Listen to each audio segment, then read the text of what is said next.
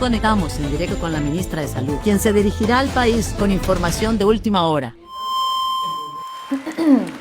Hoy comienza un nuevo Chile, en donde dormir será un derecho inquebrantable.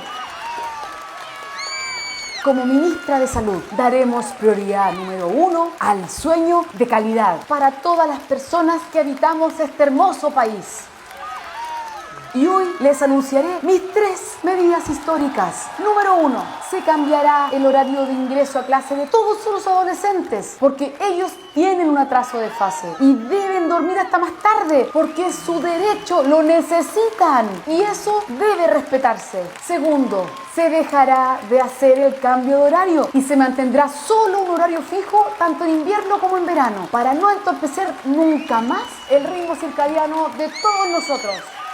Y tercero, yo sé que muchos de ustedes no saben, pero actualmente en Chile las enfermedades del sueño no son consideradas importantes o relevantes para nosotros y nuestra salud. Es por eso que yo quiero en este mandato poder visualizar y que se logre un real financiamiento tanto en el diagnóstico como en el tratamiento. ¡Toma! Para. El sueño debe ser una prioridad país. Un país que no duerme se enferma. Ayúdenme a que este sueño se haga realidad.